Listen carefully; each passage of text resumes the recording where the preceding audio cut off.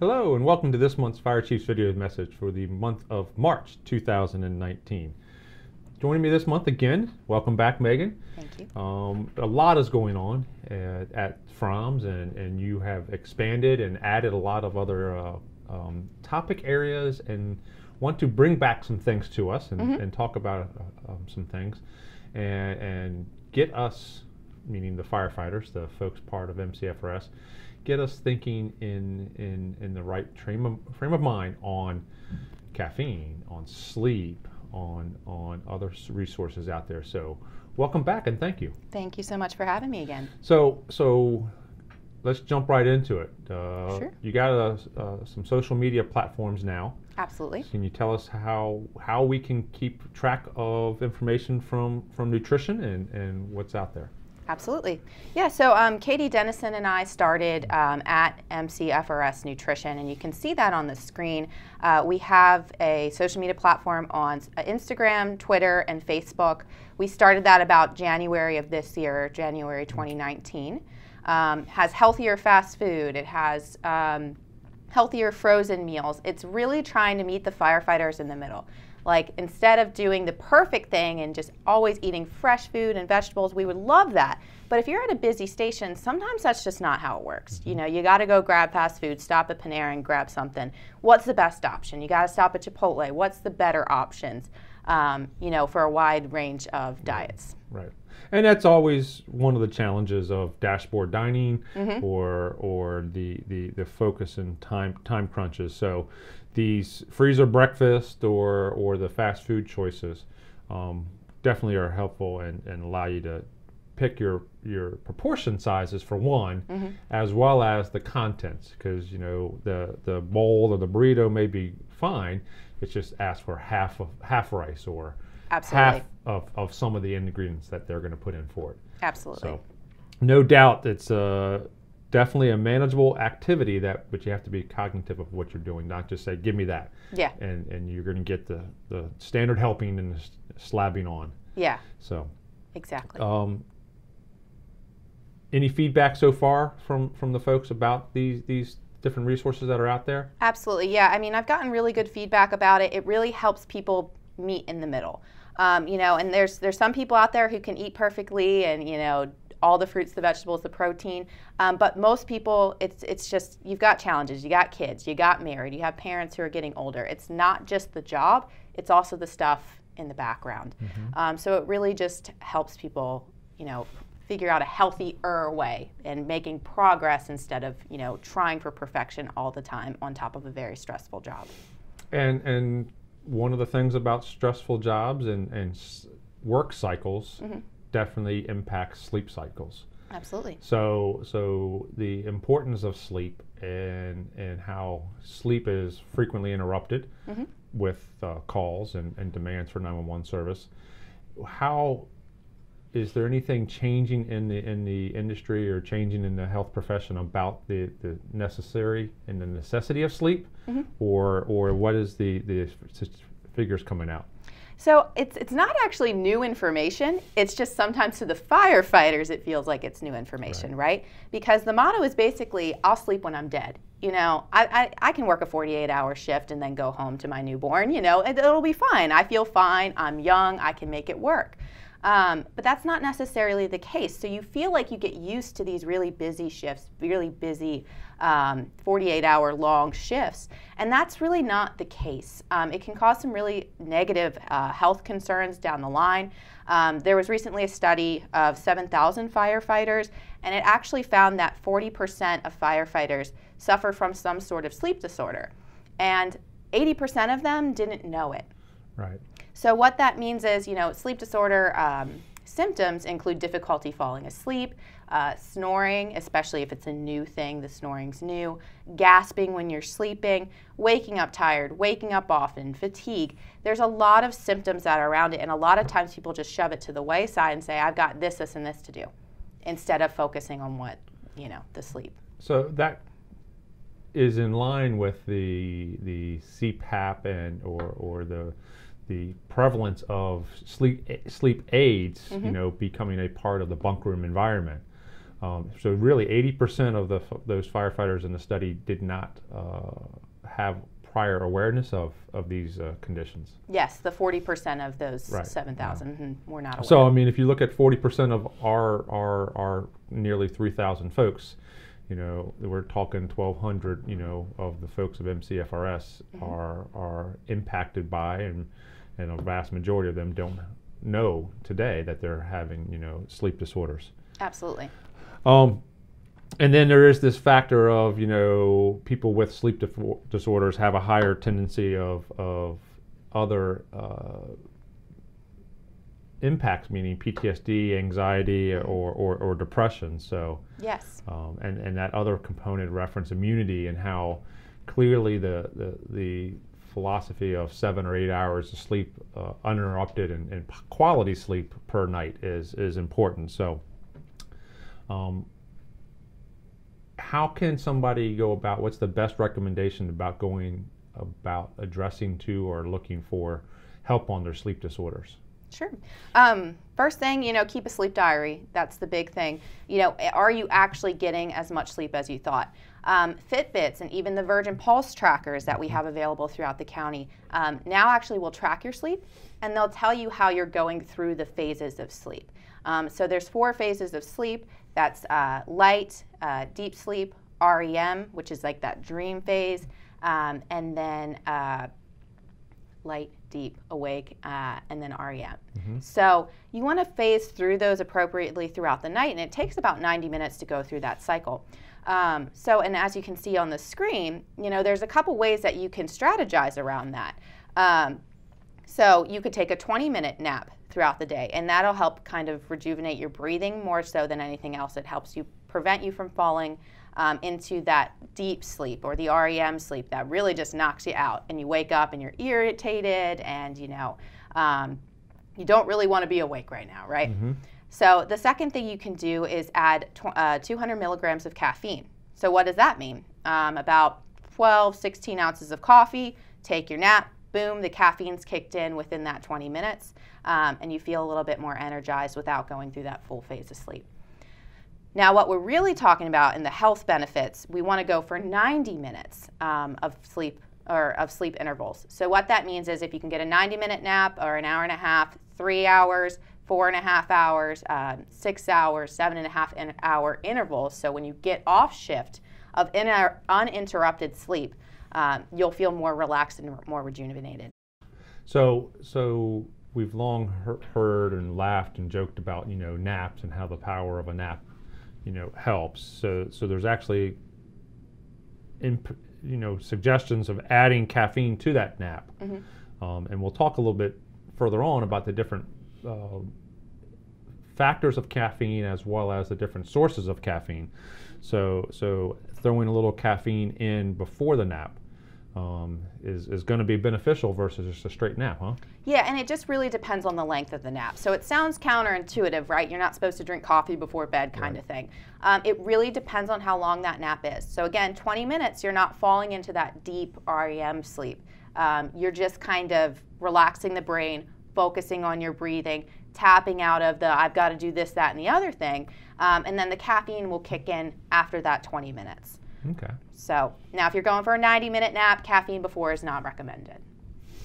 And then, as you said, the 90-minute cycles. So if you're going, you know, if you have a 2-hour block or something like that, and you're going for a longer nap, definitely avoid that. And so the balance here of caffeine is to body mass. And what's that right number of the right milligram or content of caffeine to your, you know, your physical stature? Sure. So if you look up caffeine and what it does and why it's used, it's specifically used in athletes for the most part. We see an increase in mental and physical performance in athletes when they're at about 4 to 6 milligrams per kilogram. Now, most of us don't think in kilograms, right? So basically, you would divide your weight by 2.2 and then go based off of that. So for someone who is about 220 pounds, if you divide your weight by 2.2, that's about 100 kilograms, right? and then you would multiply that by 4 to 6 to get that range of how much caffeine you would need to improve your mental and physical performance. And that's over a 24-hour period? Is that over an hour period? What's that 4 to 6? So it depends on what you're using it for, right? Ideally, we want to cap caffeine at 600 milligrams per day. So that means, you know, for somebody who's a bigger guy, that might be right around where that one dose is. Now, this is, again, for performance. So if you're about to go work out or something like that, that's what you would take before you work out. But if you took that much right before you worked out, you don't really have room for it later in the day. So some people feel the effects of caffeine at 200. So we just start them at 200 milligrams, which is roughly, you know, again, 15, 16 ounces of coffee. And clearly, you just said the point, overdoing caffeine or overdoing the amount of the caffeine is a slippery slope and is something that has to clearly be avoided. Yes. What are the other ingredients, or is there a way to manage the coffee during a shift? Sure. You know, 24-hour shift or you know, duty cycle, and you're coming on at 5 o'clock at night. You're working, you know, you're the Thursday night crew, and then you got to work until or do activities until 9 or 10 o'clock. When do you got to cut off that caffeine? Sure. So the concerns with caffeine is things like energy drinks, some supplements online, pre-workout supplements. If you ask the recruits, I tell them no pre-workout supplements, right? Mostly because of the concerns with what's added. So caffeine often comes with guarana or mate. Those are some things that can cause issues in certain people. And it won't cause issues in everyone, but it will cause issues in some people. I'm sure you all have run calls where people have overdone the caffeine or the pre-workout or the Red Bulls, and they're just shaken. They're not really improving performance at that point, right? They've actually gone over that limit. So it is important to know who, you know, there are some populations who should really avoid caffeine in general. Right.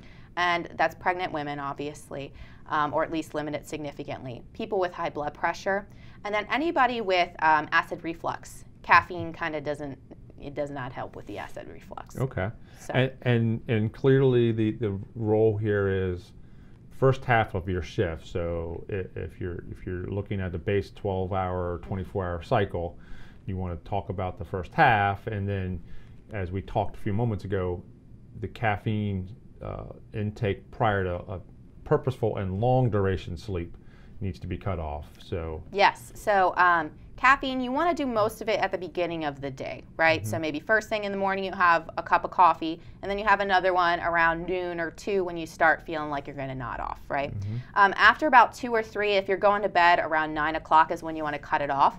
And the reason for that is because it can, while it might not prevent you from falling asleep, it can interrupt those nice sleep cycles, right? So you might not get as much deep sleep. Granted, your calls might be waking you up, right? But if you're at home, you know, you definitely want to limit it after about 2 o'clock. And when I talk about cups of coffee, we want to limit it to 5 cups of coffee a day, which is 8-ounce cups. So not the big travel mugs you can get from 7-Eleven, 8 ounces, 5 times a day is the limit. Okay, but caffeine is just not coffee. There's clearly the spectrum, and as this slide shows, you have the energy drinks through the supplements, but you also have your sodas. So, you know, show us here between the Mountain Dew and the Pepsi, the differences here. So it's funny, a lot of people think Mountain Dew is going to be the highest one, and it's actually those Coke and Pepsi Zeros are very high in caffeine, or not, well, you're moderately high in caffeine. The pre-workout supplements, energy drinks, those are definitely very high in caffeine. So if you're the type of person who just needs that pre-workout supplement, and that's my husband, I'm never going to convince him to stop taking it. I would love him to, but that's just your thing. You do need to keep it to 1 dose and then maybe 1 cup of coffee. So 1 or 2 cups of coffee, 1 dose of the pre-workout supplement, and you're done for caffeine for the day. Right, and we were talking a little ahead of the taping, you know, a couple monsters a day is got its conflicts, and even 1 monster a day combined with other levels of caffeine, be it a 5-hour, be it the additional coffees here, you know, compounded, that is what gets people into trouble traditionally. Yes. So, but even as much as the Mios or the little drink additives, you know, there's going to be 60 milligrams of caffeine in one serving of. Yeah, and that's per serving. So the thing people don't realize, if it says energy on the label, Right. that means it's high in caffeine and it's high in B vitamins. The B vitamins is usually a good thing, right? But the caffeine can be the issue. So we had a recruit a couple years ago, and he actually had the Mio Energy. And I wasn't aware that there were drinks, Mios that had the energy or the caffeine added to it. And he actually put in 2 full bottles of Mio into his water bottle. And the water bottle is fluorescent orange, first of all. But that was the equivalent of over 2,000 milligrams of caffeine. And if he had drank that, I mean, it could have caused some really negative things. 5 times his daily value, give or take. Exactly, 5 times the daily value. And Mio, it's a little teaspoon, that's the serving. So it's very easy for those really concentrated things to overdo it. Wow, that's definitely surprising. And regular Mio may not be, but the ones with the energy are heavily filled with B vitamins and caffeine. Interesting, definitely for sure. What is the trade-offs or the negatives towards the other sources of caffeine? So iced tea is one of my vices. Taking and drinking iced tea versus soda or other things when you go to a restaurant. So I mean, iced tea's not usually offered as decaf or caffeine free, but it's still going to have 60 to 100 milligrams. Sure. And usually that's a low enough dose. Like if you had that at 8 o'clock, it's on the low end. So if you had one regular 16-ounce glass of unsweetened tea, you're probably fine. You might notice a little difference in your sleep the next day, but again, a lot of people don't really pay attention to that. Iced tea is totally fine. Obviously, I prefer unsweetened or trying to go half and half if you really need the sweetened. Right. Interesting for sure. So one of the things you mentioned earlier is the sleep trackers and the fitness trackers and how they do that. Is that probably one of the best ways a person can get a snapshot of their sleep cycles? Yeah, without thinking about it at least, because I know first thing when I wake up in the morning, I'm not thinking about writing down how long I slept or how I feel. That's just not what I want to do. I want to pull it up on my phone and see it right away. And kind of get an idea of where the sleep cycles are. Now, they're not 100% accurate, I won't say that, but they'll give you an idea of where you are. And one thing that I've noticed, I'm not a huge fan of cardio, I don't like running and stuff like that, but my Fitbit told me the other day that I get 15% more deep sleep when I go on a half-hour run. On those days, I get more sleep. So it'll even give you little tips and tricks on how you can use change your lifestyle to improve your sleep. Okay. Anything else going on in your world, things that you're trying to get us to be smarter, to be better towards our health and our nutrition? Yeah, so right now I have a couple interns from University of Maryland College Park, dietetic interns, and they're working on a recipe book for you guys. Okay. And it's again, healthier. So it's not just, a vegan salad, it's Cajun chicken pasta, it's a chili. These are things that take you 30 minutes to maybe an hour to cook and get ready and get on the table, or even use a crock pot to get on the table. It's set up so that you have a shopping list and the directions for shifts of 6, 10, 14, and 20. Excellent. So while that seems like, we don't have shifts of 20 for the most part, you guys eat kind of like that, larger portions. You can save some more for later, that kind of thing. And that's definitely a value. And have you taken menu suggestions from some of your station visits? Absolutely. So, and the other side of that too, it's $5 to $6 a head, right? So it's all priced out. You got that ingredient list. Here's my shift. I'm ready to go to the grocery store. I don't have to think about it. Okay. We tried the Cajun chicken pasta in Rockville at Station 33. They went back for seconds, so I will take that as it went well. Okay. So that's going on with some interns you have from University of Maryland. What else you got going? So that's pending for about June. When they graduate, they'll have that for me. I'll have about 11 recipes, and I'm very excited about that. Cool. Working on some new certifications. I just finished my master's in sports nutrition, so I'm available for coaching for anyone from, you got high blood pressure, high cholesterol, to I want to run faster on my next marathon, or whatever sports, lift heavier at my next powerlifting meet, whatever you like. And that's just coordinate through FROMS, get an appointment to come in. Now, I know you were just at the academy this morning. Yes. But how often are the stations asking you to come out and visit? You're clearly available for that, and that's your interest there. So I've been hitting about 7 or 9 stations or shifts, because it depends, of course, shifts a month. Now it's not just me giving a presentation. That is an option, of course. It's about 45-minute just discussion. You guys can ask questions, that kind of thing.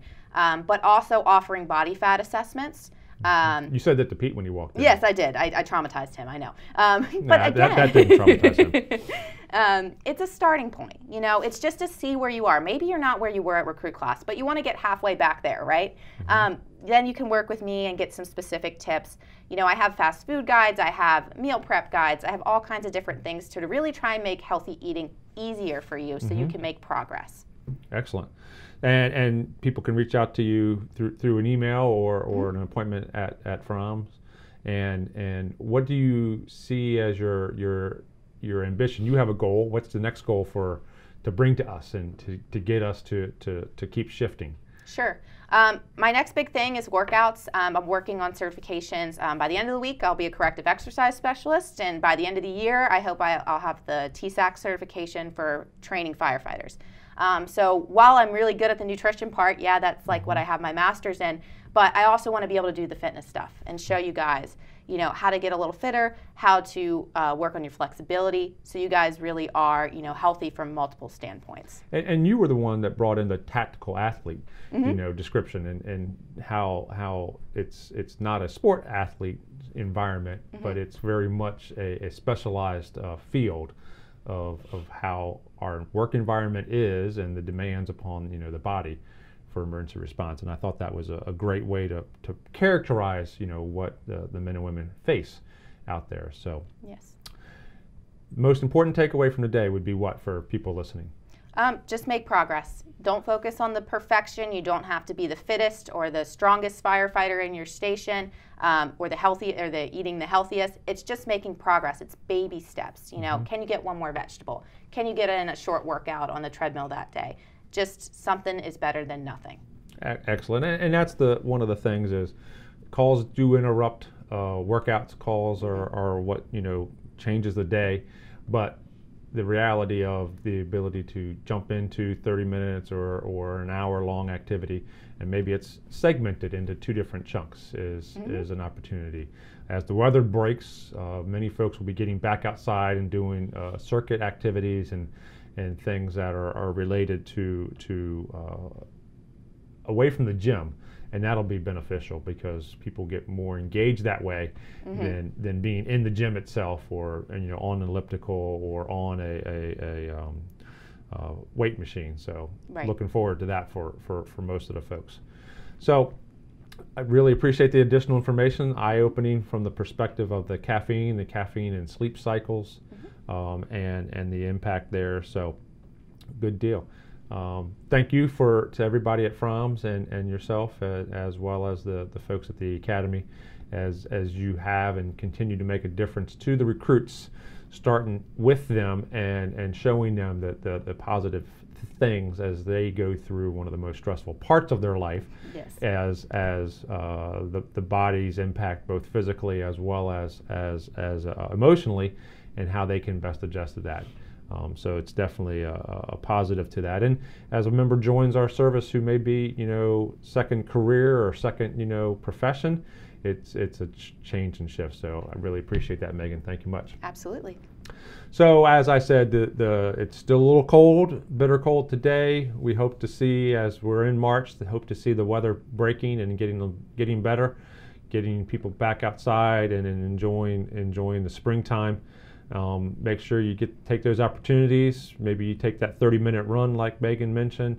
Maybe you take that opportunity to do your first due assessment, check out a building property, and see what you're pre-planning for a future emergency that would be there. So till next month, monitor your caffeine, improve your sleep, and yes, take a nap. Take care.